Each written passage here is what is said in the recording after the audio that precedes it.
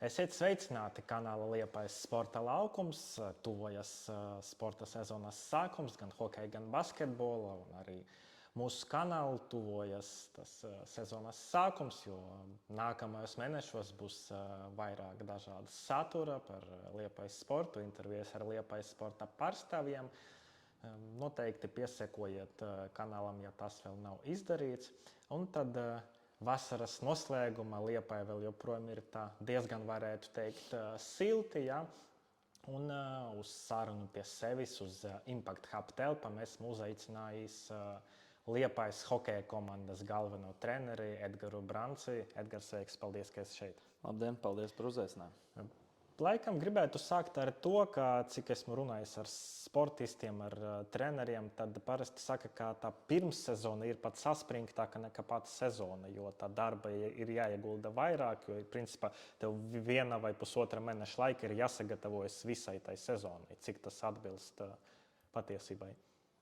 Jā, treneriem vispār, teiksim tā, ja spēlētāji atpūšās, ja maijā, jūnijā mēs, protams, strādājam. Svarāk, kas pie kā mēs strādājam, ir komandas komplektācija, jā, jo, zinām, sportā ir kāds aiziet, kāds pienāk, jā, no spēlētājiem un tā komplektācija. Pie tā uzreiz sākām strādāt, uzreiz var teikt pēc sezonas beigām pagājušās. Un, jā, protams, pirmssezona ir grūta, treniņi tiek saplānoti kopā ar mūsu fiziskās sagatavotības treneri Kārli Liepiņu. Jā, spēlētājiem noteikti nav viegli. Tās 4 nedēļas, ko mēs trenējamies, ir 3 reizes nedēļā. Jā, pēc tam mēs tikai pārējām uz 1 vai 2 treniņiem dienā. Tā kā, jā, tā komplektācija, tas ir tas pats grūtākais, atrast pareizos spēlētājus, kur iederēsies, jā, varbūt, kuri neiedarās vairāk, kuriem varbūt jāpasaka ir paldies. Tas ir tas grūtākais darbs, bet uz doto brīdi komplektācija gandrīz komanda, teiksim, tā ir nokomplektēta. Es teikšu, vēl gandrīz, ja kāds mums spēlētājs vēl ir bijis ar traumu, kurš atgriezīsies uz septembra vidu vai oktobra sākumu plānojās, un esam vēl meklējumos vienu leģionāru. Jā, vai mums sanāks tas vai nē, bet skatīsimies. Tie 3 treniņi dienā, kas tie ir par treniņiem? Mums ir, jā, tie 3 treniņi ir mums no rīta ir ledus treniņš, jā, pusotru stundu, tad spēlētāji iet zālē. Vai tā ir zāle, vai tas ir uz velosipēdiem. Tad pa dienu ir brīvs, un vakarā mums ir vai tas ir Daugavas stadions, vai Raiņa parks, vai tā ir pludmale, jā, kur mēs skrienam, lecam un tā tālāk. Jā, skatāmies tagad, kad ir pēc būtības augusta pēdējā nedēļa. Cik tagad komanda ir gatava tai sezonai? Es teiktu, ka pat 90–95% gatavi, jo vēl ir jāpieslīpē taktiskās nianses, jā, piemēram, vairākums, mazākums. Jā, ir jādod spēlētājiem laiks sarunāt kaut kādas izspēles, jā, jo, protams, daži mums ir aizgājuši. Tie vieni no vadošajiem, kas bija pagājušajā gadā, kas spēlēja vadošās lomas, ir atnākuši jauni, jā, un jādod viņiem laiks saspēlēties. Bet tā es teiktu, fiziski komanda noteikti gatava. Atlicis tikai pēdējās tās nianses, kā jau es teicu, mazākums, vairākums un taktiskie tādi zīmējumi. Ir pagājis tāds ļoti krietns laiks, kopš pagājušā sezona ir noslēgusies. Tagad jau, kad visas emocijas varbūt ir nosēdušas, kādas ir tas atziņas par to sezonu? Es teiktu, ka, ja skatāmies pēc rezultāta, 3. vieta 1. gadā, labs rezultāts. Jā, es neteikšu ļoti labs, bet labs rezultāts. Protams, kad vienmēr gribās augstāk, jā, gribējās finālu. Noteikti kāds šogad ir mērķis, kas ir minimums fināls, bet es uzskatu, ka laba sezona, jo es domāju, kā jau es arī spēlētājiem pēc sezonas teiktu, ja pirms sezonas būtu prasījuši vai faniem vai kādam, ka mēs 1. gadā ar Jelgavu spēlēsim pusfinālā un tiksim līdz 7. spēlei, tad daudz varbūt pasmietos par mums. Jā, bet sezona bija laba, latiņa ir pacelta. 3. vieta, zemāk mēs nemērķējam, mēs mērķējam tikai augstāk. Un minimālais uzdevums šogad ir noteikti fināls. 0-6 izšķirošajā spēlē. Kas tas bija? Jā, 0-6 sāpīgs zaudējums 7. spēlē. Es teiktu, varbūt mums bija diezgan jauna komanda. Daudzi spēlēja pirmo gadu pieaugušo hokeju. Un tāds lielais play-offs arī pusi komandai bija vispār pirmo reizi. Jā, jo daudz bija pirms tam vai jauniešos spēlējuši, kaut kur junioros. Nu, noteikti, es domāju, pieredze nedaudz pietrūka. Un, protams, arī traumas mums. Viens no vadošajiem aizsargiem sastajā spēlē, Pauls Svars, salauza atslēgas kaulu. Endijs Butāns, arī viens no vadošajiem centriem, mums roku salauza. Jā, tā kā es teikšu, gan tās traumas, gan arī vairāk tā pieredze, jo mēs bijām diezgan salīdzinoši jauna komanda. Bija vecie spēlētāji, noteikti bija pieredze, jā, bet vajadzēja jaunajiem, varbūt tas bija tāds pāri. Bet šis principā ir tas, ko viņi var tie jauni iegūt tikai piedaloties tādas spēles, ja bez dalības. Protams, ja tu tādām spēlēm jāiziet cauri, jā, un es domāju, ja nākamgad būtu tāds pats plēs, viņi spēlētu droši vien daudz savādāk. Un varbūt kādam kaut kur rokas notrīcēja, varbūt kaut kur bija bailes, jā, es nezinu. Es tikai, protams, minu, bet noteikti play-offā vispār kā tādā pieredze spēlē ļoti lielu lomu. Šī ir viena no tām lietām, laikam, kāpēc es noteikti negribētu būt treneris, ka tu rēķinies ar kaut kādu sastāvu, un tad tev jebkurā brīdī, jebkurš spēlētājs var izkrist, un tu nekā to nevari ietekmēt. Kā treneri vispār risina šīs situācijas, kad tev pirms izšķirošās spēles vienkārši izkrīt viens no vadošajiem aizsargiem? Nu, tu ej vienkārši pēc situācijas, tev nav laika daudz domāt. Ja dabu un traumu spēle ir katru otro dienu, un tev burtiski ir tikai 48 stundu laika. Jā, mums aizsargi bija tik, cik viņi bija. Jā, un bija, protams, pa vienu mazāk. Parasti mēs spēlējām visas spēles 7 aizsargos. Mums nācās spēlēt 6. Un tu jau neko baigi nevari izdarīt. Tev ir ātri 48 stundās jāizdomā, ja tas spēlētājs, kurš ir dabūjis traumu, kas viņa vietā spēlēs. Ja tas spēlētājs spēlē vairākumā, tad jāizdomā, kurš ies viņa vietā vairākumā. Un, attiecīgi, protams, ka tas vairākums nebūs tāds, kāds bija visas sezonas garumā, ka bija tas traumētais spēlētājs, jo viņam ir kaut kāds izspēles. Un grūti ielikt ir uzreiz, piemēram, tā traumētā spēlētāja vietā kādam, kurš varbūt visu sezonu nav spēlējis tajā vairākumā. Grūts darbs treneriem, protams, atrast, trāpīt, uzminēt, kuram labāk izdosies, bet tur ir tas izaicinājums, kas ir interesanti. Tev blakus uz soliņa arī stāv vairāki cilvēki tieši uz treneru soliņa. Es domāju, kādas ir viņu funkcijas? Jā, man treneru asistents ir Vjačeslavs Minājevs, kurš arī ir atbildīgs pārsvarā ļoti daudz par aizsargiem. Jā, viņš spēlē, vada aizsargus, saka, kurš iet, kāpēc iet. Jā, viņš ir atbildīgs par aizsargiem, es vairāk personīgi par uzbrucējiem. Mums pagājušajā gadā bija Reinis Repšs, vārdsargu treneris. Viņš ir atbildīgs tikai par vārdsargiem. Mēs ar Vjačeslavu viņu darbā nelienām. Viņš izlēma, kurš stāvēs, kāpēc stāvēs un tā tālāk. Un šogad viņa nav. Viņš aizbrauca strādāt uz Somiju. Jā, viņa vietā nāca Toms Konrāds. Tieši tāpat viņš darbojās ar vārdsargiem. Viņš pieņem visus lēmumus. Mēs nelienam iekšā. Protams, arī gan vārdsargu treneris, gan treneru asistents sagatavo video. Jā, attiecīgi, ja mums ir kāds tur rītdienas spēle pret Mogo, tad iepriekšējā dienā ir sagatavot kaut kādi klipi no Mogo, kā viņi spēlē, kam gatavoties, ko mēs pēc tam parādām komandai sapulcē. Tad Liepājas komanda nav tā kā Latvijas izlase, ka tomēr gala lēmums par vārdsargu pieder galvenajam trenerim. Tas tā nosacīt, protams, ka beigās, ja es kaut ko būšu izlēmis, es varbūt oponēšu, jā, bet es uzticos viņiem. Jā, es uzticos vārdsargu trenerim, tas ir viņa darbs, jā, tā ir viņa maize. Un es pilnībā viņam uzticos, un viņa lēmums ir, ja tam jāstāv. Okay, varbūt spēles laikā, ja es jūtu, ka kaut kas neiet, es varu nomainīt, negaidot, kas pagājušajā gadā īsti tā nebija. Bet mēs uzticamies viens otram, katrs dara savu darbu. Un es teikšu, ka diezgan labi mēs tās funkcijas pildījām, labi saskanēja mums. Es teiktu, ka Valenti ir viens no tādiem atslēgas spēlētājiem pagājušajā sezonā, bet atkal skatoties pirms sezonas, liekas, ka ir diezgan drosmīgs lēmums uzticēt vārtos tādam puikam, vēl pēc tam komandai, kura uz medaļām pretendē. Jā, Valenti pagājušajā gadā atbrauca, ja es tā skatījos no sākuma, pirmie tie treniņi, es tāds skeptiski skatījos.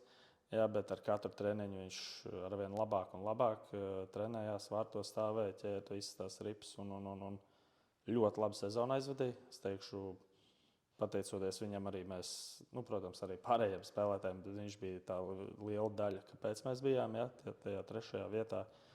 Bet Maikls, jā, nāca, nezināja viņu vispār. Reinis Repšs, kas mums bija pagājušajā gadā vārdsargu treneris, bija strādājis Ungārijā 3 gadus, un Maikls bija pie Rēņa Ungārijā. Ja, un pirms Liepājas sezonas Maikls bija Amerikā, un Reinim bija saglabājies kontakts ar viņu. Un Reinis viņu uzaicināja. Un Reinis teica, ka viņš derēs, viņš ir labs puika, strādīgs puika, komandas biedrs labs. Un uzticējāmies viņam, un Reinis visu to, ko teica, tā arī bija. Vai viņš ātri iejūtas tajā jaunajā vidē? Jā, mums, es teikšu, ir draudzīgs vispār kolektīvs, kas ir ļoti, ļoti no svara, ko es arī vienmēr skatos, kādus spēlētājus ņemt. Tā ir viena no tādiem nosacījumiem.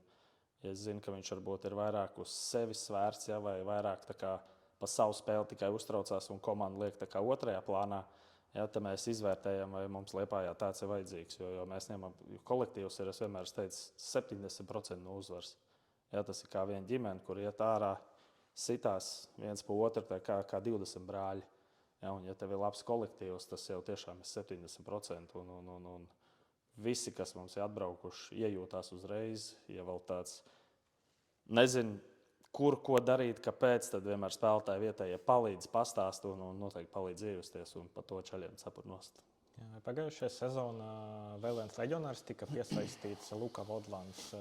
Vai ko no viņa sagaidījāt, vai viņš tas cerības arī attaisnoja?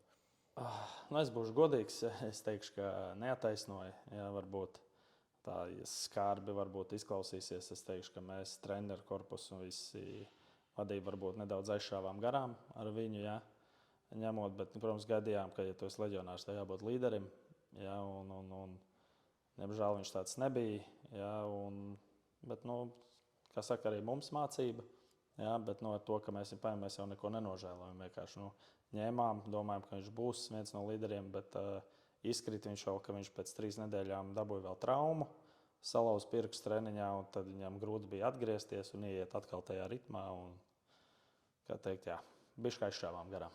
Vispār liekas, ka varbūt par latviešiem varētu vairāk zināt, bet leģionāru vispār viņu ir ļoti daudz. Kā notiek tā izvēle? Tieši skaidrs, ka Valenta tas bija tā kā Repša ieteikums, bet kopumā kā notiek tas leģionāru meklēšanas process? Kopumā katram spēlētājam ir mūsdienās aģenti. Ja, un tie aģenti uzrunā mūsu ģenerālmenedžeru Linārdu. Ja, piedāvā spēlētājs, piemēram, kur ir tāds un tāds, teiksim, no Somijas. Ja, spēlētājs, ko jūs par viņu sakat. Mums ir tāda programma, tas saucās Instat, ja, kur mēs par katru spēlētāju varam iegūt informāciju, ierakstīt viņu vārdu, pastīties jebkuras no pagājušās sezonas, jebkuru spēli. Ja, vai tas ir pat 5/5, var sīkāk ieiet detaļās, vai 4/5 vai 5/4. Mums atnāk ziņa, kad ir piedāvājums tāds, tad mēs viņu apskatāmies un tad mēs izvērtējam treneri. Ir mums vajadzīgs, der viņš mums, nedara viņš mums, ja, un tad tas jau pēc tam ir mūsu treneru lēmums. Un gan jau kā arī finansiālais faktors. Finansiālais, protams, jā, leģionāri arī nav lēti, jā, prasa diezgan labu atalgojumu. Tik, cik mēs varam, mēs iedodam. Ja? Neesam mēs tur superbagāts klubs un neesam arī mēs supernabadzīgs. Ja? Cik mēs varam, tik mēs iedodam. Un tad jau attiecīgi viņa kaut vai nu jā, vai nu nē, vai pa maz, vai tomēr nē. Mēs skatīsimies citur, jo mēs gribam vairāk. Tie piedāvājumi no aģentiem tieši vasarā, tie ir desmitiem piedāvājumi vai tomēr? Es teiktu, ka diezgan daudz nāk visādi vairāk no Somijas nāk. Jā, ir kaut kādi zviedri bijuši, ir gan čehi, gan kaut kādi slovāki. Bet nāk, jā, tie aģenti, par cik mums ir arī jauna komanda, es domāju, parādījusies un labi nostartējām pagājušajā gadā. Daudz ir ieinteresēti, varbūt jābrauk pie mums, varbūt kāds spēlētājs, kas bija. Pie mums ir labs vārds, jāteic, tur jau tā hokeja pasaule jau maz un daudz visu uzzina. Tā kā jā, tie aģenti raksta menedžerim un tad jau mēs izvērtējam un skatāmies. Un tie spēlētāji, kurus piedāvā vairāk ir gados jaunie vai ir arī tāda pieredze? Es teikšu gados jauni, jā, ap 23, 24, 25 gadīgi, jā, virs 30 noteikti nav. Ir vairāk, teiksim, no 20 līdz 25 gadi tādi. Un kā ir ar latviešiem? To, kā pieminēja, ir arī diezgan daudz. Varbūt labāk viņus varat zināt, bet atkal pieņemsim tas spēlētājs, kas no Zviedrijas tagad atbrauca. Kā tiek meklēti tie latvieši, kuri pastiprinās komandu? Latvieši, mēs jau latviešus mēs, var teikt, visus, tā pārsvarā visus zinām. Protams, ka mēs gribam atgriezt daudz, kas ir vietējie spēlētāji. Ja? Arī šogad gribējām vairākus atgriezt, bet viņi vēl grib paceļot un spēlēt ārzemēs. Ja? Viņiem diezgan labs noteikti tur ir atalgojums un mājās vēl neraujās. Ja? Gribas paspēlēt ārzemēs. Tā kā, es saku, kas ir ar ko visvairāk ir jāsaskarās, ir tas finansējums. Ja, mēs dodam tik, cik mēs varam, un tad jau skatāmies, ko tas spēlētājs, vai viņš piekrīt, vai viņš nepiekrīt. Vai Liepājas komandai ir kaut kādi iekšēji noteikti algu griezti, ka neviens spēlētājs nepelnīs vairāk par kādu noteiktu summu? Nē, tādas noteiktas summas noteikti nav. Ir katram spēlētājam mēs izvērtējam, cik mēs esam gatavi viņam maksāt. Un, kā jau es minēju, tad attiecīgi tas spēlētājs, vai viņš piekrīt, ja par to summu spēlēt, vai viņš nepiekrīt. Bet tā, kad ir konkrēta summa un augstāk mēs nedodam. Nē, ir spēlētājs, varbūt, kas ir trešajā virknējumā, saņem tik, un noteikti, ja kurš ir līderis, noteikti mēs viņam varam dot tik, jo viņš ir tāda kalibra spēlētājs, viņš to ir pelnījis. Un tad tīri teorētiski, ja tur tuvojoties karjeras beigām, varbūt tur, nezinu, Roberts Mamšits vai Haralds Egle gribētu spēlēt Liepājā, un tā kā viņam skaidrs, ka bijušajiem izlases spēlētājiem tas prasības būtu bišķiņ augstākas. Noteikti, jā. Tā kā parunas tāpat varētu notikt kaut kādas. Jā. Noteikti, jā. Ir jau tie, kas mums ir arī, ko mēs gribējām. Egils Kalns, ko mēs gribējām arī, kurš arī jau ir. Jau teiksim, nosacīti vecāks. Arī drīz tā hokeja karjera viņa nav gara. Jā, visiem viņa agri vai vēl beidzās. Jā, protams, mēs nespēlējam līdz 50 gadiem to hokeju. Un, jā, tie, kas gribēs atgriezties, protams, mēs viņus piedāvāsim viņiem. Kā jau teicu, viņi gribēs, negribēs, tas jau būs attiecīgi viņu izvēle. Arturs Mickevičs ir atgriezies. Viens arī no tādiem Liepājas hokeja produktiem, varētu teikt. Cik garas tas pārunas ar viņu bija? Ar viņu īstenībā baigi garās pārunas nebija. Mēs jau viņu runājām pirms pirmās sezonas, jā, bet viņš izvēlējās aizbraukt, pamēģināt spēkus Anglijā. Jā, un, diemžēl neveicās ar janvārī. Viņš dabūja traumu, krusteniskās saites, pārāvu. Un mēs laiku uzturējām kontaktu, vasarā tikāmies, sēdāmies pie galda. Runājām, visas detaļas izrunājām, kas ko kā. Viņš piekrita, un tagad jau viņš ir pie mums. Starpsezonā arī pieminēja, ka vairāki tādi nopietni spēlētāji, teiksim, tā atstāja komandu. Tas pats Kevins Strādnieks, tas pats Pauls Svars, tas pats Gustavs Krūmiņš. Kā liekas, vai izdevies tos zaudējumus sastāvā kompensēt? Es domāju, ka ir izdevies, bet ir jāsaprot tas, ka visi spēlētāji, kas aiziet, un nekad tieši tādu pašu vietā nedabūs. Jā, viņš būs kaut kur savādāks. Bet spēka ziņā, protams, ka žēl, ka tie spēlētāji aizgāja. Jā. Bet tā notiek sportā. Jā, kāds aiziet, kāds atnāk. Neviena komanda nespēlē ar vienu to pašu sastāvu 2, 3, 4 sezonas no vietas. Bet es uzskatu, ka pirmkārt, lai čeļiem veicās, kas pie mums bija, jā, novēlu viņiem tikai to labāko. Jā, viņi pagājušajā gadā supermaleči spēlēja vadošās lomas, bet es uzskatu, ka šogad arī mums ir tie, kas ir atbraukuši. Domāju, ka tos caurumiņus noteikti aizpildīs. Tas, ka spēlētāji no Liepājas aizbrauc nosacīt uz Francijas otro līgu, tas vairāk ir līmeņa jautājums vai finansiālais?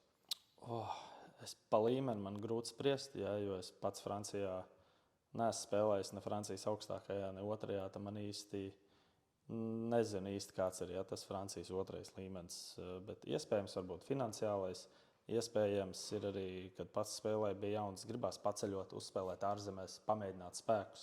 Jā, varbūt izdodas un pēc tam labu sezonu aizvadīt Francijas otrajā un tikt Francijas pirmajā. Jā, ja tu esi jauns. Un kā saka, nav vēl ģimene, jā, nav sieva, nav bērni, kāpēc lai nepaceļotu un nepamēģinātu spēkus kaut kur ārzemēs. Ir kāds spēlētājs, par kuru aiziešanu ir tas vislielākais strūns? Zini kā, ir, bet man personīgi ir. Negribās baigi saukt uzvārdu, bet 2 spēlētāji, kur aizgāja, es noteikti gribēju, lai viņi paliek. Ja salīdzinām šo vasaru 26. gadu un vasaru 25. tad gan jau kā pērn to komandu komplektēt bija grūtāk nekā tagad. Es teiktu, ka jā, tāpēc, ka bija viss jauns un tagad nezināju pagājušajā gadā īsti kas, ko kā, bet pagājušajā gadā bija, Es pat nezinu, tie gadi kaut kā atšķirās. Es teikšu, pagājušajā gadā daudzi arī mums zvanīja. Uzrunāja mūs paši personīgi, zvanīja, ka grib spēlēt Liepājā, ja, kas no Jelgavas atnāca. Mums pagājušajā gadā Gustavs Krūmiņš, Daniels Andersons, Rinalds Vudkevičs un Kevins Strādnieks.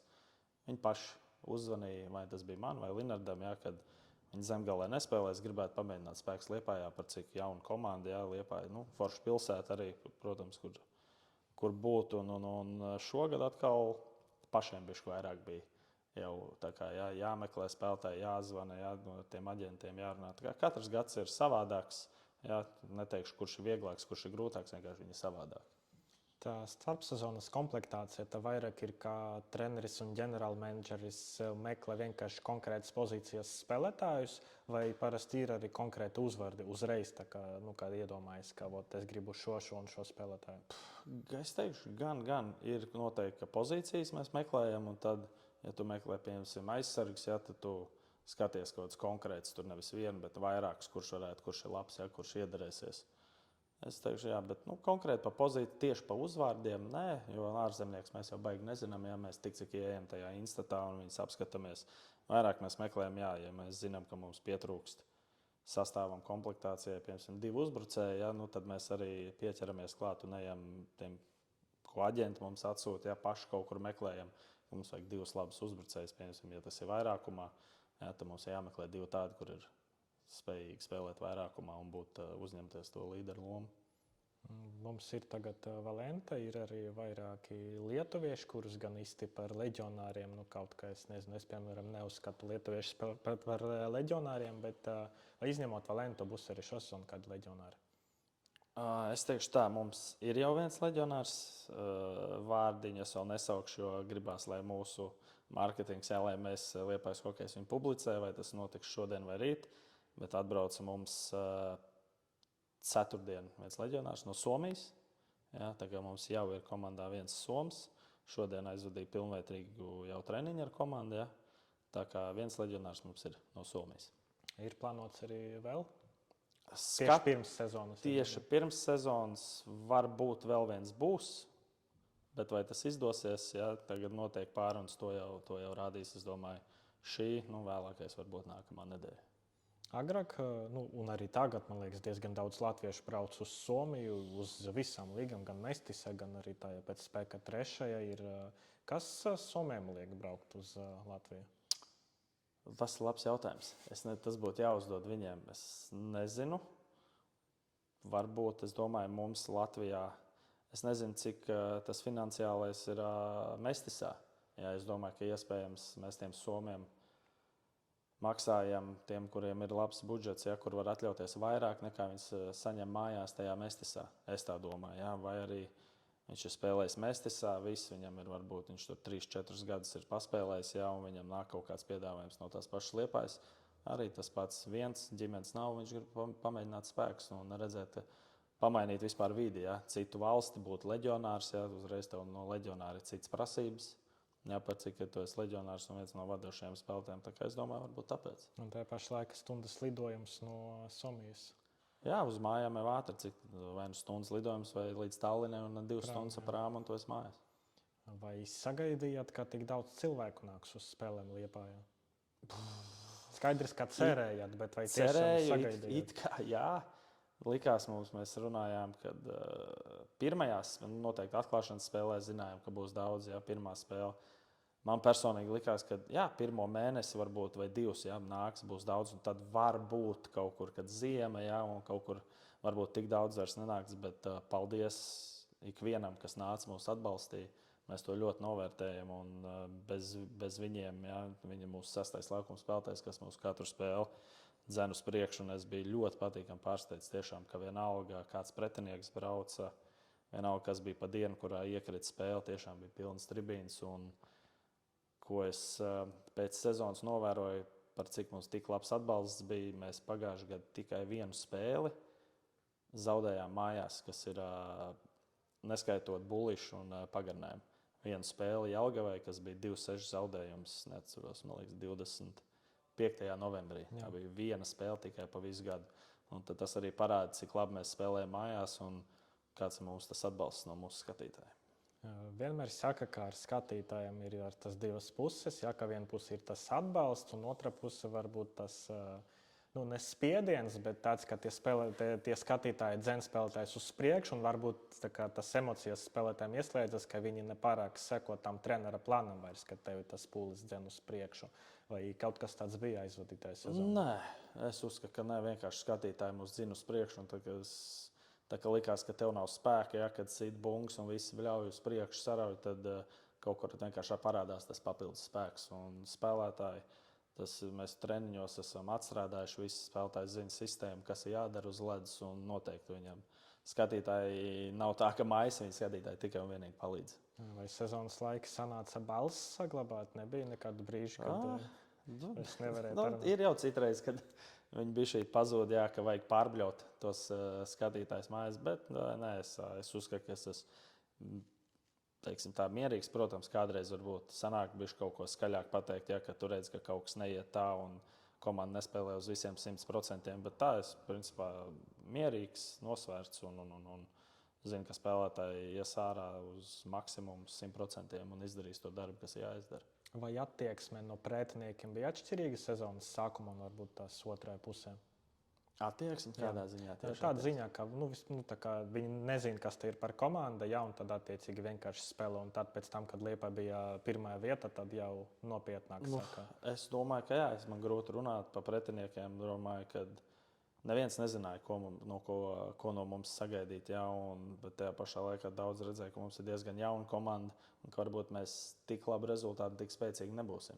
Jā, bet mēs bijām saliedēti visi kopā, balanss starp vecajiem un jaunajiem. Un es domāju, ka pēc 1. aprīļa, jau oktobrī un novembrī, ja bija jābrauc uz Liepāju, tad zināja, ka pastaigā pa parku nekāda nebūs. Liepāja bija pirmā vieta, un principā bija arī visas iespējas palikt. Tā ir pēdējā vieta, bet tas divas pēdējās spēles pamatturnīri tieši to ietekmēja. Kas īsti notika? Arī pārdega kaut kur vai vienkārši tā gadās? Nē, es domāju, tā gadās. Varbūt kaut kur atkal tā pieredze, ja, ko es minēju pirms tam playoffā. Vienkārši, es nezinu, es domāju, ka kur mēs zaudējām tos 2 punktus, es tā pie sevīm pēc tam domāju, mums bija diezgan liela pauze, kad bija Ziemassvētku un jaunais gads, jā, mums bija tā Lāča lido spēle. Mums nākamā spēle bija tikai 7. janvārī. Mums tur kaut kādas 17, 18 dienas nebija spēles. Plus bija Ziemassvētki, kur visi pa mājām bija jaunais gads. Un tad mēs atgriezāmies 2. vai 3. janvārī. Ja, tur piemēram 3-4 treniņi. Un es atceros, bija spēle Elektrēnos 7. janvārī. Un mēs tur zaudējām 3-4 Elektrēnos. Un es uzskatu, ka tie bija tāpēc sezonas atskatoties, kad kaut vai zaudējot HS Rīgai, Bulīšos un Mogo pēdējo spēli regulārajā, bet ja mēs būtu to 7. janvāri Elektrēnas vinnējuši, mums būtu pieticis ar tiem 2 punktiem. Jā, tur bija tāda pauzīta un vienmēr pēc svētkiem ir grūti atgriezties un visi atpakaļ tajā ritmā. Aizbraucām it kā Elektrēna, nosacīti pastarīši, paši bišķi varbūt negatavi izgājām. Un es saku, ka tur bija tie 2 punkti, kas mums beigās pietrūka būt pirmajiem. Kaspars Daugaviņš, viņam tā pirmā spēle bija tieši Liepājā, Mogo rindās, un viņš vienu no intervijām pēc tam minēja, ka tāda sajūta, ka viņi mēģināja nosist vienkārši uz laukuma. Vai arī tā kā to spēlētāju iniciatīva bija, ka viņi Nē, viņš jau droši vien bija šī pārspīlējis, Kasparu ļoti labi zinu, mēs esam ļoti labi draugi, jā, ārpus arī dzīvē. Mūsu ģimenes draudzējamies ļoti, un es domāju, ka viņš bija šī pārspīlējis, varbūt viņš nebija pieredze, viņam pirmā spēle bija Latvijas čempionātā, bet, zini, kā es domāju, mums bija jauna komanda un jauna puikas, un daudziem viņš ir elks. Jā, un viņi gribēja spēlēt pret viņu, jau bija gods, un gribēja parādīt to maksimumu, ko viņi var izdarīt, skriet, sisties. Jā. Tā kā nekas jau personīgi pret viņu. Jā, vienkārši mēs bijām arī tāda diezgan jauna, agresīva komanda, un, kā jūs teicu, ja tev Kaspars ir elks, domāju, ka tu parādīs visu to labāko no savas spēles, un sevišķi, ja tu esi kopā uz ledus ar viņu. Vispār par komandām, kur ir daudz jaunu spēlētāju, stāsta, ka viena no tām raksturīgām iezīmēm ir nestabilitāte. Ka viņi var tādiem kā uz augšu, uz leju. Kā treneris var ietekmēt, lai tā stabilitāte tomēr būtu nedaudz labāka nekā? Visu laiku komunicēt, runāt, uzmundrināt, motivēt, noteikti motivēt, jo Arī mums pagājušajā gadā bija viens brīdis, es neatceros, tagad, vai tas bija novembris, vai kur mums bija kaut 10 vai 11 spēļu uzvaru sērija. Ja, tāpat tās tu runā visu laiku ar spēlētājiem, kad visi čaļi, tā ir vēsture. Ja, labi, ir labs nogrieziens bijis, bet tāpat tu uz katru spēlēji, un tu nedomā, ka tu esi vinnējis 8 vai 9, vai tu nāc uz spēli, mums ir 10, šodien tūlīt būs 11. Ja, tā nav, tu uz katru spēlēji. Teiksim tā, kā uz pēdējo. Ja tu atdod maksimumu, tu viņu uzvari, tu atpūties, tā uzvarīja vēsturi, tu jau gatavojies nākamajai. Ja, es domāju, noteikti komunikācija ar spēlētājiem un tā motivācija. Ja. Vai tā motivēšana iekļauj arī kaut kādus piemērus, nezinu, no sporta filmām, no vienkārši filmām, no kaut kādiem tādiem popkultūras stāstiem? Nē, vienkārši pats, kā tu jūti, ja tajā situācijā, kā runāt un kā motivēt, ko teikt. Ja tās tev jāskatās arī, kādi tie spēlētāji ir. Ja, vai viņš ir noguris, varbūt, un vai viņš ir tāds atnācis, varbūt negatavs. Tā nekādas video, protams, nē, vienkārši komunikācija, motivācija, runāt, ja čaļi uz priekšu. Mēs zinām, kas ir jādara, ja, pa vēsturi visi labi. Uzvaru sērija iet, turpinās, bet ja, tās spēles ir tiešām vēsture, visi mēs gatavojamies tikai un vienīgi uz nākamo. Vēl viena no tādām lietām no pagājušās sezonas bija, kad virslīga debitēja vairāk ļoti gados jaunie hokeisti. Arī tas bija jau plānots pirms sezonas vai sezonas laika. Tas sanāca, ka viņi nopelnīja to iespēju. Gan nopelnīja un bija plānots. Mums tiešām bija plānots arī pirms sezonas jau, ka runājām, ka ļoti gribētos iespēlēt jaunos vietējos liepainiekus, ja, kas ir auguši mūsu sporta skolā, un plus arī viņi bija nopelnījuši. Un man pašam bija ļoti liels prieks, ka mēs tik daudz varējām sezonas laikā iesaistīt. Es tagad negribu samalot skaitu, bet kaut kāds 7, 8 tie bija noteikti, ja, kas varbūt kāds nospēlēja 1 vai 2 spēles, kāds 10 vai 20. Bet bija tāds plāns, ja, prieks, ka tā ir. Bet arī tajā pašā laikā tu skaties, vienkārši tāpat nevienam vietu nedod. Ja tu neesi nopelnījis un tu neesi gatavs, tas nenozīmē, ka tu esi vietējais liepainieks, ja, kad tu spēlēsi. Tā vieta arī noteikti jānopelna kaut vai tu esi vietējais. Saka, ka tie jaunie spēlētāji vispār, ne tikai hokeja, tagad ļoti atšķirās no tādiem, kas bija pirms tur nosacīti 20 gadiem. Vai tu redzi to paudžu atšķirību? Vai es redzu paudžus? Es pat nezinu. Es teikšu, es pat nezinu. Baigi. Vai es redzu? Es nevaru būt, kas bija kādreiz varbūt, es nezinu, bija tā mūsu paudze. Es teikšu, varbūt šī paudze tieši jaunie spēlētāji. Negribās, protams, neko sliktu teikt, ja, bet varbūt kaut kur biškus nedaudz slinkāka paudze varētu būt šī. Ja, es tādu, tā varbūt, ne jau, ka viņi ir slinki, ja, varbūt, es saku, ka tā mūsu paudze, man liekas, bija strādīgāka, ja, tāda azartiskāka. Šī ir bišku, tā kā es domāju, ka tā kā bišku jāpiespiež vairāk. Ja, kad ir jau, protams, kas paši jaunie čaļi malači iet un dara, ka neviens nav jāpiespiež, bet ir kādam, kam bišķīt visu laiku ir jāatgādina, izdara šito, tas jau nāks tikai tev pa labu. Jā, tas var būt tā, bet tas tā nekādā nesliktā ziņā var būt tas tāds, jā, kad slinkums ir bijis lielāks. Jā, principā tas, ko es dzirdēju, tad jā, ka viņi izdara tieši to, kas ir tā kā to, ko vajag, un jā, neko ārpus. Papildus neko. Tas ir tas, jā, ko es teicu, kad es domāju, ka tas arī ir viena no tām lietām noteikti, kad ir spēlētāji, kuriem nevajag neko teikt, bet ir diezgan arī daudz, kurus ir jāpagrūž, jā, bet, es uzskatu, ka, ja tev jau ir 18, 19 gadu, un ja tu centies vai tu domā savu dzīvi saistīt ar hokeju un ar to naudu pelnīt, tad tev nevienam nebūtu jāsaka, tu ej, dari papildus, ja, ne tikai to, ko dara komanda, bet priekš sev papildus strādāt, ja tu gribi kaut ko sasniegt. Viena no tām atšķirībām šovasar ir tas, ka komanda dosies uz pārbaudes spēlēm uz Skotiju. Kā to izdevās dabūt gatavu? Tā baigi es neesmu iedziļinājies tur viss līdz galam, bet tas nopelns ir Linardam, ja, mūsu menedžerim, kurš sakontaktējās, vai kā tas viss notika. Es personīgi nebiju tajā visā iesaistīts, jā, to darīja menedžers, bet jā, sarunāja mums tiešām forši 2 pārbaudas spēles Skotijā, ja, kuras viņas abas 2 spēlē Anglijas augstākajā līgā un būs forši aizbraukt, apskatīties, ja, kāda mēs izskatāmies uz viņu fona, ja, kāds tur ir hokejs. Ja, un tad salīdzināt tos līmeņus. Jā, Latvijas, piemēram, Anglijas. Un pirms sezonas izbraukt uz 4-5 dienām. Ja komanda saliedēsies, ja tomēr dzīvo viesnīcā un kaut kādas kopīgas vakariņas. Tas lidojums, es domāju, tas ir ļoti pozitīvi pirms pašas sezonas sākuma. Ko sagaida vispār no šīm spēlēm? No šīm sagaidu mūsu spēli jau tādu, kādu gribētos redzēt jau aprīlī, kad būs jau sezonas sākums, ja kvalitatīvu, disciplinētu, azartisku, agresīvu, ātru.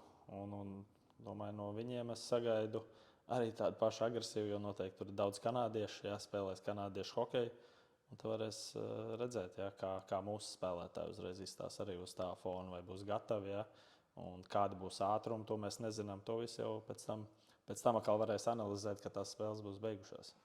Pagājušajā nedēļā tika izziņots arī Optibet hokeja līgas kalendārs, un tā laikam galvenā ziņa ir tāda, ka par vienu spēļu apli būs mazāk. Kā tu uztver to, vai tev ir kaut kāds viedoklis? Man bija viedoklis. Tur jau nav ko slēpt, protams, ļoti vīlies. Ja, kad nav 40 spēles, ir 32 spēles. Tāpat es domāju, spēlētājiem ir patīkami, ka ir vairāk spēles. Jo, būsim godīgi, visās Eiropas līgās, kas ir tādas, skaitās, ja, neteiksim top, bet vispār Eiropas līgas, mazāk par 35 spēlēm, es nezinu, vai kaut kur ir. Ja, tāpēc, protams, esmu vīlies, žēl noteikti, ja tās arī ir 4 mājas spēles mūsu skatītājiem, ja, kas ir mazāk. Jo, treniņi ir viens, bet tā spēļu praksa ir vajadzīga. Ja, tas spēļu ritms un arī šogad tas kalendārs bišķi ir tāds, ka tev ir kā tās spēļu ritms, un tad par cik ir tās 8 spēles mazāk, tad kaut kur ir tā pauze, ja vairāk tie treniņi, tad atkal jālec spēļu ritmā, tāds bišķi saraustīts, teiksim tā. Es teikšu, ka žēl, ļoti žēl, ja, ka federācija tādu lēmumu pieņem. Ziemeļamerikā Ziemassvētki ir laikam viens no tās populārākajiem vispār datumiem, kad notiek spēles. Viņi speciāli plāno, ja tur visu. Arī, piemēram, Anglijas futbolu viņi var spēlēt arī 3. janvārī. Eirolīga, man liekas, basketbolu 4. janvārī mierīgi spēlē. Kā tev liekas, vai mēs būtu gatavi spēlēt arī tādos svētku datumos? Jo atkal es skatījos, tur tas Ziemassvētku pārtraukums ir diezgan garš. Diezgan liels, jā. Es domāju, ka ja kalendārs iznāktu augustā un būtu tās spēles ieliktas, noteikti mēs būtu gatavi. Ja mēs uzreiz pakārtotu, kad nāk tuvāk to treniņu procesu, ja varbūt sanāk kaut kur dienu pirms Ziemassvētkiem trenēties un uzreiz varbūt kādā 25. pirmajos Ziemassvētkos, ja arī uzreiz tur vakarpusē aizvadīt treniņu. Bet es domāju, ka noteikti būtu gatavi. Kāpēc ne? Tas, ko parasti saka, ja ir mazāk spēļu, tad katras spēles nozīme ir lielāka. Noteikti tā būs, jā. Tā būs, ka katra spēle vienmēr ir svarīga, jā, bet nosacīt, jā, ja tu salīdzinot ar pagājušo gadu, droši vien, ka tas svars būs daudz lielāks. Jā. Cik vispār tiek pasēkots arī ziņām pretinieku nometnēs? Pateikšu to godīgi, baigi neesmu sekojis. Bija arī prezidenta kauss, kur spēlēja Mogo un Zemgala. Baigi neskatījos nevienu spēli, jā, varbūt sezona nāks tuvāk. Kad jau būsim kādu spēli nospēlējuši, tad jau vairāk varēs pasakot, jā, bet droši vien arī komandām tie sastāvi vēl nav nokomplektēti līdz galam, ja kaut kas pamainīsies. Šobrīd vairāk koncentrācija notiek tikai saviem spēlētājiem, savai komandai, lai viss strādātu, tad, kad 8. septembrī mums ir atklāšanas spēle pret Prizmu. Tā komanda, kas ir tagad, es domāju, ka tā nav ne labāka, ne sliktāka. Tā vienkārši ir cita komanda, ņemot vērā to, ka spēlētāji mainās. Kā tu raksturotu to komandu, ko tu gatavo sezonai? Kāda tā ir? Šobrīd es rakstu, tā noteikti cita. Jā, pareizi tu teici, nav ne labāka, ne sliktāka, vienkārši savādāka. Un es teiktu, jauna, agresīva, jā, tāda, kura iesitīsies pa katru laukumu centrumu, disciplinēta. Ja, un ar to, ka mums ir labs kolektīvs, katru spēli iesim, cīnīsimies tikai par uzvaru un nedosim pretiniekiem nevienu laukumu centimetru. Agresivitāte ir arī vēl viena šķautne, ja, ka tā mēs parauga tādā pārlieku agresiju ar noraidījumiem, ar kautiņiem, ar visu, kā arī kontrolēt to agresijas līmeni, lai tā ir tiešām agresivitāte, nevis soda minūtes protokolā. Tā agresivitāte, par ko es runāju, tā labā agresivitāte, ja, ka tu ej tie spēku paņēmieni, un tas nav tur lielie sodi vai kaut kādi kautiņi, tos nē. Jā, spēlēt agresīvi, ātri būt visur pirmajiem pie rips, uzvarēt visus savus divcīņus. Ja, un tas ir tā labā agresivitāte, kad tu ej, sities, ja, ka pretiniekiem ir grūti pret mums spēlēt. Gribās tā, ka katru reizi, kad pret to Liepāju jāspēlē, kad tie pretinieki jau zina, ka būs ļoti grūti šodien. Tā gribās redzēt to komandu. Vai pagājušajā sezonā bija kāda pretinieka komanda, tā teikt, nērta, pret kuru vienkārši kaut kā nesanāca tā, kā gribētos? Nērta. Pēc rezultātiem skatās, domāju, Mogo. Ja mēs no 5 spēlēm vinējām 1 mājās, ja, Bulīšos. Ja nemaldos, jā. Mogo bija, es teikšu, bijuši nērti. Kaut kā it kā gatavojamies, viss labi, bet kaut kā visu laiku kaut kas notikās un vienkārši bija labāki tajās spēlēs pa mums. Liekas, ka Mogo ir tāds antipods no tāda ziņā, ka Liepāja ir ļoti jaunie spēlētāji, bet Mogo ir ļoti daudz tādu pieredzējušo vīru, arī tur, cik tur pasaules čempionāti ir tam pašam Sotniekam, tam pašam Ejam. Tas varētu būt viens no iemesliem. Jā, noteikti. Tomēr tur intervijas sākumā teica, pieredze ir ļoti, ļoti svarīga. Sevišķi tur svarīgākajās spēlēs un izslēgšanas spēlēs. Bet, jā, noteikti pieredze. Un viņiem arī ir daudz spēlētāju, kas varbūt nav tik veci, bet jau tajā komandā spēlē vairākus gadus. Viņiem tas kodols, es teikšu, palicis jau vairākus gadus. Nevis viss kodols, ja, bet ir tie spēlētāji kaut kādi, kas jau tur ir vairākus gadus. Tas kodols nav mainījies. Tāpēc arī domāju, ka viņi ir tos pēdējos 3 gadus tie čempioni. Tāpēc. Cik ilgi uz priekšu tiek plānots treniņu process sezonas laika tieši? Treniņu process es neteikšu, ka viss, bet es teikšu mēnesis. Mēnesis, tāpēc tu ej mēnesi, kā mēs ejam mēnesis uz mēnesi, un tu redzi, kādas spēles ir, bet tajā pašā laikā bieži arī kaut kas pamainās vienkārši. Ja, piemēram, tu redzi, ka spēlētāji varbūt ir noguruši. Jā, varbūt kaut kur iedot kādu ekstra dienu brīvu. Jā, tieši varbūt otrādi, ka tu redzi, ka kaut kur pietrūk fiziskais, jā, ja ir tas laiks, kad tas izlaša sloks un tev nav spēles, tagad kaut kur tieši iedot to fizisko slodzi. Tāpēc tā līdz pat sezonas beigām noteikti nevar saplānot visu. Jā, tas ir atkarīgs no tā, kā spēlētāji jūtās un kā tās spēles iet, un vai viss sanāk vai nesanāk. Tā kā uz mēnesi var būt, jā, tā kā ir apmēram tu esi izplānojis, kā tas izstāsta, bet tā pašā laikā, jebkurā dienā kaut kas var pamainīties. Runājot par tevi kā par treneri, kāds tu esi kā treneris, tavuprāt? Es esmu viens no tiem cilvēkiem, kam ļoti nepatīk runāt par sevi. Ja? Tā kā teikt, kāds es esmu, to labāk nezinu, lai dara man komandu spēlētāji, ja, kas ir pie maniem vai spēlējuši, vai tagad spēlē, vai tie varbūt kolēģi varētu pateikt. Es pat nezinu. Es teiktu, mierīgs, saprotošs, nosvērts. Ja, kādreiz, ka vajag bišķi balvas pacelt, protams, ka es paceļu, ja, ka kaut ko, ja komanda nespēlē, kā vajag, kā saka, iedot iekšā bišķīt, bet nekāds tur trakais, ne es tur bauroju, neko. Man tā liekas, es nezinu. Kā saka, citiem spriest. Krēsli pa ģērbtuvi nelidoja? Nē, krēsli pa ģērbtuvi nav vēl lidojuši, ne. Cik esi prasīgs? Prasīgs, teiksim, esmu prasīgs, ja, sevišķi kaut kādos komponentos, ja, sevišķi savā, ja tā ir mūsu aizsardzības zona, es teiktu, vai vidējā zona, ja ir kaut kādas lietas, ko mazākumā es prasu, bet tajā pašā laikā es dodu arī spēlētājiem būt kreatīviem, pašiem daudz ko sarunāt, sevišķi tā ir uzbrukuma zona, ja. Paši runājiet, ja jums ir kaut kādas izspēles, vai jūs kaut ko tur gribat, pieņemsim, no iemetieniem darīt droši. Prasības, jā, gan kreativitāte, tā lai man nepatīk ielikt spēlētāju kaut kādos rāmjos, jā, un viss tev ir jādara tikai tā, un tu savādāk nevari. Es uzskatu, ka tas nav pareizi. Jā, ir jābūt kaut kādām prasībām, jā, ko mēs visi kopā darām, bet ir jābūt arī, ka tu dod bišķi brīvību spēlētājiem, jā, lai viņi kreatīvi ir, lai viņi paši savā starpā komunicē, kādas izspēles veidot un tā tālāk. Tā kā jābūt tādam balansam, es teiktu. Tad tu neesi Bobs Hartlīs, ja, kuram ir tā sistēma, kur viņš aiz rociņas vada spēlētājus. Nē, es noteikti tāds neesmu. Vēl viena lieta, kas man interesē, par ko tu izsaki pretenzijas spēlētājiem? Kas ir tas lietas, kas man neapmierina? Jā.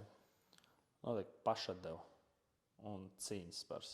Pašatdeva, cīņas spars un teiksim, disciplīna, ja tu taisi, kas arī, teiksim, ka tu pievilki komandu, ja, ka tu uztaisi tādus kaut kādas pilnīgas stulbas, nevajadzīgas noraidījumus, ja, ka tagad tu esi nolicis komandu tā, ka viņam tagad jāizsargājās, ja tur jāguļās zem ripām, kur vienkārši tikai tāpēc, ka tu tajā situācijā paliki dusmīgs, vai tev kaut kas nepatika, ja, un tu vienkārši izdomāji kaut ko tādu izdarīt. Ja, tas vienmēr par to dusmojos, ka bišķi jāsavaldās. Lai arī tu varbūt nepiekrīti tiesneša lēmumam, vai tu nepiekrīti, tur nezinu, vai tev tur kaut ko izdarīt, tas pretinieks, nekas vislabākā atbilde ir būt mierīgam, iemest golu un vienkārši uz rezultātu tablo pēc spēles ir mūsu labā rezultāts, un tā ir labākā atbilde, jebkura. Jā, bet noteikti arī pašatdeva, ka man patīk, kad ir spēlētāji, kas iet, kuram nav jālūdzās, lai viņš sistos, viņš iet, viņš zina, kas jādara, viņš dara savu darbu uz maksimumu. Kļūdas būs. Kļūdas ir vienmēr, mēs visi kļūdamies. Jā, nekļūdās tas, kas sēž mājās un neko nedara. Un ja tās ir kļūdas, bet viņš iet un maksimumu atdod, ar to es varu sadzīvot. Tu vari kādus konkrētus pāris piemērus minēt ar pašatdevi tieši, ko tu ar to domā? Pašatdevu, patīk tādi, kas iet, kas pašatdevu, tāds plašs jēdziens, jā, it kā, kas patīk spēlētāji, kas bloķē metienus, jā, kas izpilda tur kaut kādus dotos, piemēram, treneru norādījumus. Iet lien uz vārtiem, ir tādi bezkaunīgi kaut kur, jā, bišķi tādi un disciplinēti. Un man patīk, kad spēlētājos ir tas, ka tu komandu vienmēr liec priekšā, jā, ka tu neliec sevi priekš, tu esi gatavs ziedot visu sevi, tikai un vienīgi komandas un uzvaras labā. Ja spēlētājs nopelna kaut kādu muļķīgu noraidījumu, komanda ielaiž, bet pēc tam tas spēlētājs gus vārtus, tas skaitās, ka viņš ir savu kļūdu atstrādājis. Labojas? Jā. Tā grūti teikt, gan ielaid. It kā jau, ja tā paskatās, it kā jā, bet, protams, mēs spēles laikā nevienam tur tā varbūt tur neaizrādam, jā, tur, ko tu tagad dari visu priekšā, jā, tā kā noliekam, tā kā pazemot. Nē. Es tāds neesmu, vienkārši pēc tam varbūt mēs viņu izsaucam, vai tā ir nākamā diena, jā, vai treniņā vienkārši aprunājamies. Nevajag tā darīt, jā, nomierinies labi, viss tā ir vēsture, to izdarīja, bet tagad skaties tālāk uz nākotni, jā, lai kaut kas tāds vienkārši neatkārtotos, jo tajā pašā laikā, tu izdari tādu nekādu nevajadzīgu noraidījumu, tu komandu pamet, teiksim tā, runājot zem tanka, jā, un tagad spēlētājiem ir jāiet, jāguļās zem ripām, jā, kur var traumu dabūt, kur varēja tas noraidījums nebūt nemaz. Jā. Cik vispār sezonas laika tev sanāk individuāli ar spēlētājiem runāties? Es teikšu, ka diezgan. Vai tas ir, ja neapmierina sniegums, parasti iesauc treneru kabinetā uzprast spēlētājiem, kas notiek. Jā, vai varbūt kaut kas ir noticis ārpus hokeja. Patīk vienmēr spēlētājiem aprunāties, uzprasīt, kā iet, jā, kā viņš jūtās, jā, un komunicēt ar viņiem. To es noteikti daram. Jā, ne tikai es, bet arī tie vārdsargi treneris, kas ir vārdsargiem. Jāčeslavs, mēs runājam ar spēlētājiem. Kaut arī tas pats vienkārši treniņa sākums, piebraukt pie kādiem, uzprasīt, čau, kā iet, jā, kā tu jūties, viss kārtībā. Jā. Ja tu redz, varbūt, ka kaut kas nav, varbūt viņi var izsaukt individuāli, jā, uz treneru telpu. Pastāst, kas ir, kur ir problēma. Varbūt es varu palīdzēt. Jā, varbūt kaut kas netieši hokejā, varbūt es nezinu, ja tu strādā tur darbā, tev kaut kas darbā ir. Jā, kaut ko varam izrasināt, kaut kā mēģināt viņiem palīdzēt. Bet noteikti mēs komunicējam ar spēlētājiem. Jā, un tad ir lietas kursā arī par ārpus hokeja kaut kādām lietām, jo tas arī bieži vien ietekmē. Es vienmēr spēlētājiem teicu, mūsu treneru kabineta durvis ir atvērtas, nekautrējas, ja kaut kas, nezinu, kaut ko vajag, vai mēs kaut kā varam palīdzēt. Pa jebkuru vispār jautājumu droši nāc iekšā, runā, un tad skatāmies, kas tā pa situāciju. Cik Liepājas komanda ir tāda hokeistu, kuri vēl strādā kādu darbu, kas nav saistīts ar hokeju tieši? Ir kaut noteikti, kas mums strādā. Es nezinu precīzi skaitu, jā, es nepateikšu, bet ir puikas, jā, kas strādā, jo mums tās Latvijas līmenī, jā, tas jau visās komandās tas pats ir Mogo, jā, vai kaut kur Jelgavā varbūt arī, jā, varbūt pa citām komandām zinu mazāk, bet mēs nemaksājam, jā, Latvijā tādas naudas, jā, lai tu varētu tikai ar hokeju izdzīvot. Varbūt kādam ir tāda liela alga, ja, kurš ar nestrādāt, bet tas vidējais kopums jau daudz, diezgan, es domāju, strādā arī otru darbu. Vai bijis arī tā, ka kāds no spēlētājiem netiek uz spēli tieši darba dēļ? Nē, tur jau viņi jau droši vien strādā tādus darbus, es jau visus no galas nezinu, kur kas strādā, bet kādu jau es zinu. Bet noteikti tas grafiks darbā ir pakārtots tam hokejam, ja, jo tev jau grafiks, tās spēles jau ir zināmas tagad līdz aprīlim. Ja, tā kā viņi pakārto, un tāds nekad nav bijis. Un sarunas izskaņā gribētu arī nedaudz par tavu varbūt ne tik garu to treneru ceļu parunāt, cik skatījos, tad tu karjeru Kurbada noslēdzi, un tad arī to pirmo treneru gadu tur pavadīji. Kā tu pēc tam nonāci Liepājā? Jā, Kurbadā es strādāju 3 gadus, no 18. līdz 21. Tad vēl pats arī spēlēju Kurbadā Latvijas čempionātā, un mani uzrunāja komandas biedrs, kurš tad jau pats strādāja Kurbadā pa treneru Toms Bluks. Jā, vai es viņam negribu būt asistents, kurš ir man ievedis, teiksim tā, liels paldies viņam, ievedis mani treneru tā kā ceļā, un trenējām 15, 17 puikas, un pēc tam pienāca 21. gads, un ne no kurienes man pazvanīja, kurš, diemžēl, vairs nav starp mums, lai viņam augšā Viegls Smilts un Mihails Vasiljonaks. Vienkārši vienā dienā bija kaut kāds aprīlis, atceros, nekad neaizmirsu, viņš brauc tramvajā, neatceros, uz kurieni brauc tramvajā. Viņš saka, čau, kā iet, un es saku, labi, viss kārtībā. Nu, klausies, ir tāda iespēja braukt nākamgad strādāt uz Liepāju. Tur jauniešiem būs galvenais treneris, un Normandam Sējiem būs asistents virslīgā. Es saku, ok, viss tik ātri. Viņš saka, nu, zini kā, šodien piekdien, es tev pirmdien atzinīšu un padomā līdz pirmdienai. Un man bija burtiski 3 dienas, lai padomātu, bet tad man vēl nebija sieva, jā, man vēl nebija bērni, tad tas lēmums īstenībā baigi nāca viegli. Pats bija Liepājā spēlējis. Vēl metalurgā. Jā, metalurgā zināju pilsētu, un baigi nesvārstījos un pieņēmu to izaicinājumu. Un tā arī es vēl līdz šai dienai Liepājā. Es sanācu arī piedalīties ar jauniešiem tajā Somijas čempionātā. Jā. Kaut kas vairāk par braukšanu autobusā palicis atmiņā. Zini kā, mums jau tie, kas tik daudz tajā autobusā pavadījis laiku, kad man jau tas ir tā kā liekas, kas komforts un tā kā stunda vai 2 es esmu braucis ar autobusu arī metalurgā, atceros uz Rumāniju. Vienreiz braucām 2 dienas, tur es nezinu, gan arī 35, 40 stundas. Uz Baltkrieviju arī. Uz Baltkrieviju braukām, tā kā autobuss ir bezmazai, tā kā otrs mājas jau bija. Tā kā tas nekādas problēmas nesagādāja, tur tās 7, 8 stundas aizbraukt līdz Tallinai, tas jau likās tā kā līdz Rīgai tikai.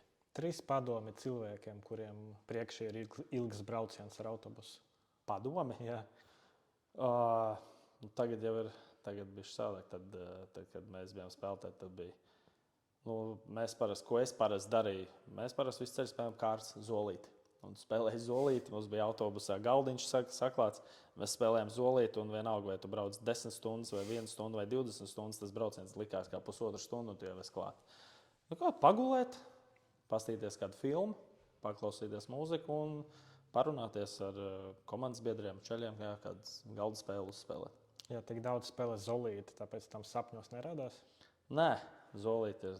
To zolīti, es teikšu godīgi, pats es personīgi varētu spēlēt ilgi un dikti. Forša laika pavadīšana, teiksim tā. Un te runājam tieši par to tādu nopietnāku pusi, par sportisko pusi, tai dalībai Somijas jaunatnes līgā. Ko tas ir devis tev kā trenerim? Tas bija tāds labs izaicinājums. Man pabraukāt, paskatīties, kā viss notiek Somijā, jā, kā gan vispār treniņu procesi. Mēs tur arī paskatījāmies, kā vispār treneri darbojās, kā spēles ziņā, kā tur viss tā organizācija, kā viss notiek. Man bija laba pieredze 2 gadu garumā noteikti, daudz ko varēja paņemt līdzi arī turpmāk uz to treneru karjeru. Tev parādījusies varbūt lielāka skaidrība, kāds ir tas Somijas hokeja noslēpums, kāpēc viņam ir tik daudz augsta līmeņa spēlētāju? Es domāju, tāpēc, ka vairāk iedzīvotāji. Jā, mums jau tie iedzīvotāji ir maz, un viņiem noteikti vairāk. Tas hokejs arī ir, teiksim, dārgs sporta veids Latvijā. Jā, un ir daudz, es domāju, kas grib savu bērnu vest tajā hokejā, bet nevar atļauties vienkārši finansiāli. Es domāju, tas ir lielākais, teiksim, tā barjera varbūt, es nezinu, man tā liekas, varbūt jau es kļūdos, bet, Somiem droši vien, jā, tās finanses varbūt arī viņas ir augstas, bet, viņiem noteikti ir, teikšu, tādā finansiālā situācija daudz labāka nekā mums, tāpēc es domāju, varbūt, kā arī tā hokeja, tā skola, viss un tie pamati, es domāju, mums arī ir daudz ko no viņiem ņemt un mācīties. Bet, jā, tas iedzīvotājs skaits un finansējums. Bet kas ir tas tieši, ko mēs varētu aizņemties no viņiem, kas varētu būt efektīvs mūsu apstākļos? Es teiktu, jau no jaunības, no pašiem pamatiem, es domāju, vairāk ko mēs redzējām Somijā, tas noteikti ir un Zviedrijā slidošana bērniem dot. Ļoti daudz uzmanības, zinu, daudz ir arī teikuši, Skandināvijā pievērš tieši slidošanai jaunībā. Jā, ļoti daudz treniņu un viss ir tur bez ripām tieši slidošanai, un tāpēc, ja tā paskatās, tie labākie slidotāji vispār kopumā ir Somi vai Zviedri. Tas brīdis, kad kļuva zināms, ka Liepājas komanda atgriezīsies virslīgā, tu jau zināji, ka būs galvenais treneris tajā komandai? Uzreiz, protams, es nezināju, bet tāds Linārds man bija kaut ko minējis, ka iespējams, kad es, un tikai teikšu tā, pateicoties arī viņam, es esmu.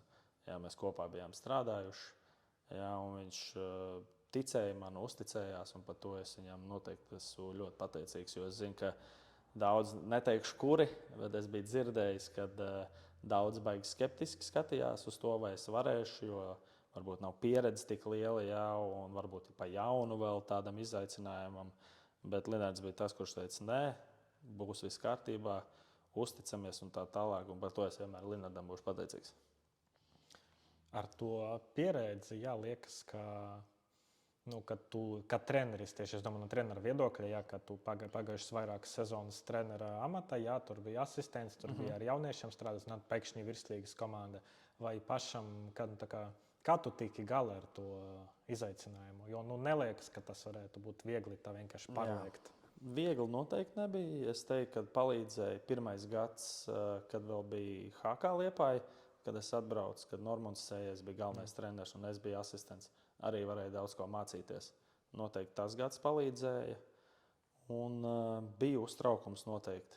Jā, pagājušajā gadā tās pirmās sapulces un kā plānot treniņu, jo tie vairs nav jaunieši, ja, tur jau ir jau pieaugušie, tu varbūt nemāci jau vairs to, ko tu mācīji junioram, tas jau sen vairs nav jāmāc pieaugušajā hokejā. Bija izaicinājums, bija pats, es atceros, pirmās sapulces bija satraucies, pirmā spēle noteikti bija satraucies, bet pēc tam jau kā gāja laiks un tev ar katru dienu jau bija labāk un labāk. Un tagad jau, ja man kaut kādām lietām es satraucos pagājušajā gadā, tad šogad es noteikti viņam nesatraucos, jo es jau zinu, kā tās lietas darīt.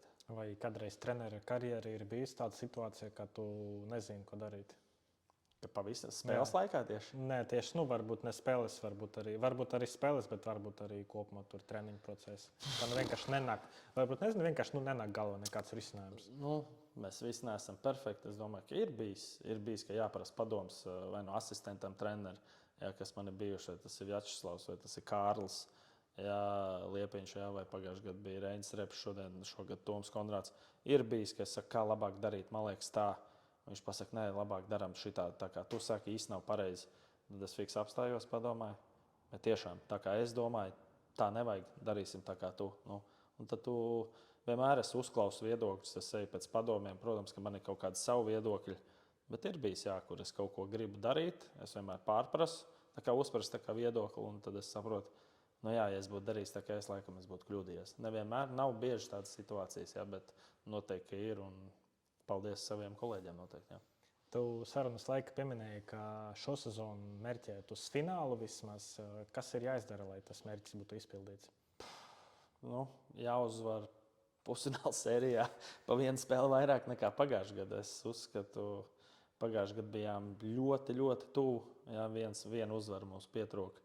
Šogad mēs strādāsim vēl vairāk, lai mums, jā, kā es teicu, arī ceļiem sapulcē, lai mums nākamgad pavasarī tā viena uzvara nepietrūktu. Es uzskatu, ka pilnībā sasniedzams mērķis, un ja tu tiec finālā, fināls ir fināls, tur jau kas var notikt, tur jau ekstra motivācija vairs, es uzskatu, no treneru puses spēlētājiem nav vajadzīga. Tas ir fināls, tu ej grauz ledu, jā, un kurš vairāk gribēs, jā, tam bišķi vairāk paveiksies, tas arī uzvarēs.